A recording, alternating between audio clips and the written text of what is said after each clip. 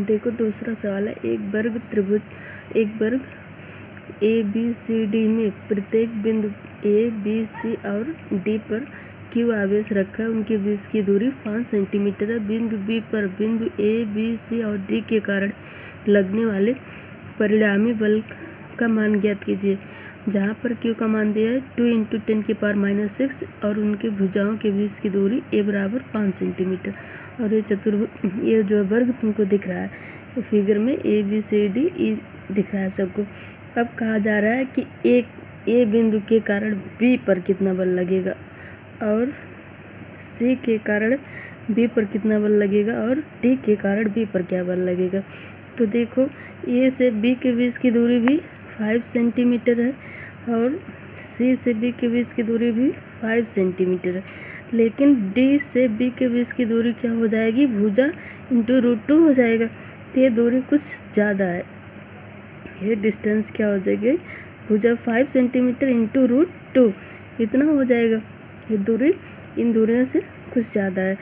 तो जो बल सी से बी पर लगाया जाएगा तो force on B due to C, तो लिख देंगे force B C, force on B due to C, B पर सी के कारण।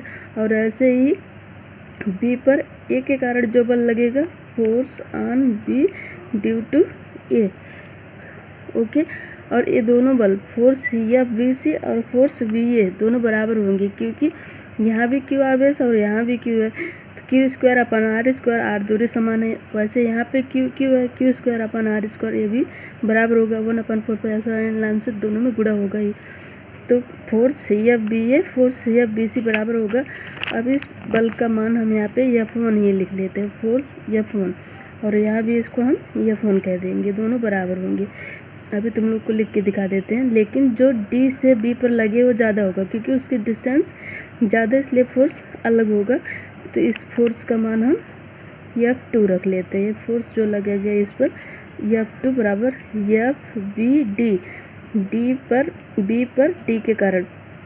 ओके, अब क्या करेंगे, यहाँ पे ये बल तो इस पर लग ही रहा है, इसके अलावा ये दोनों बल जो F1 दो बल हैं, दो दिशा में लग रहे हैं। तो इसका रिजल्टेंट लेना है, तो इसको दो कंपोनेंट में डिवाइड कर लेते हैं। तो इसका ये हॉरिजॉन्टल हो गया और एक ये वर्टिकल कंपोनेंट ये वाला। तो अब क्या होगा, ये पूरा हमारा 90 डिग्री है, तो ये कितना एंगल हो जाएगा 45, और ये भी कितना होगा 45 डिग्री हो जाएगा। तो इतनी बात तो सबको समझ में आ रही होगी। तो जब इसका प्रोजेक्शन लेंगे इस पर क्या हो जाएगा, F1 cos 45 डिग्री, और ये भी क्या हो जाएगा F1 cos 45 डिग्री। और इसका जब इस पर प्रोजेक्शन लिया जाएगा तो F1 sin 45 डिग्री, और इसका भी इधर क्या हो जाएगा F1 sin 45 डिग्री। और दोनों बराबर और विपरीत दिशा में लग रहे हैं, इसलिए ये और ये आपस में कैंसिल हो गया।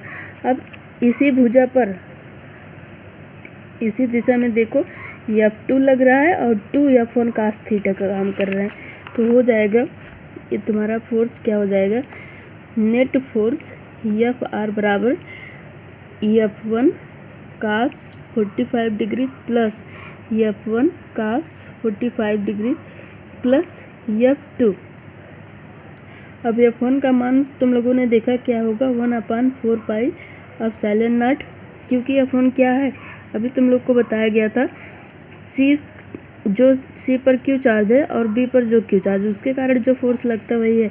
तो Q²/R² प्लस 1/4πε0 Q²/R²। अब इसमें cos 45 से मल्टीप्लाई कर लेते हैं, प्लस F2 का मान हो जाएगा 1/4πε0 Q²/R² की जगह यहाँ पे क्या हो जाएगा, ये √2 का होल स्क्वायर होगा। यहाँ पे 1/4πε0 Q²/R² कॉमन हो जाएगा। तो क्या बचेगा, यहाँ पे 1 मिल के 2 प्लस 1/√2 का होल स्क्वायर इंटू, थोड़ा मिस्टेक हो गई, रुको अब फिर से लिख लेते हैं।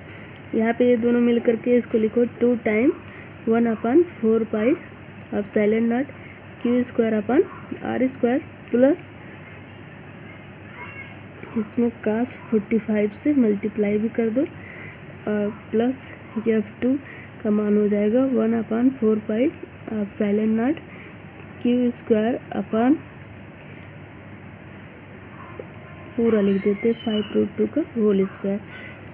तो 2 इंटू 9 इंटू 10⁻⁹ क्यू का मान होगा 2 इंटू 10⁻⁻6 का whole square upon R square का मतलब 25, cos 45 का मतलब √2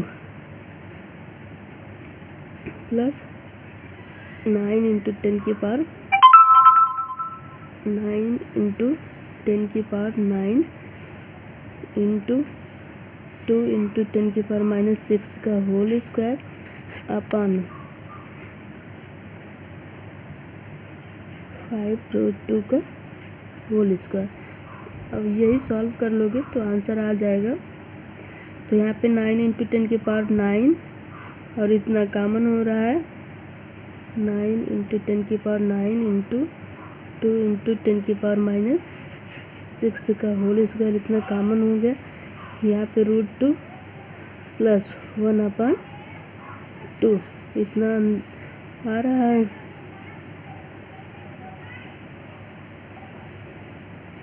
नीचे 25। बेटा इसी को सॉल्व करना, आंसर आ जाएगा। Solve it.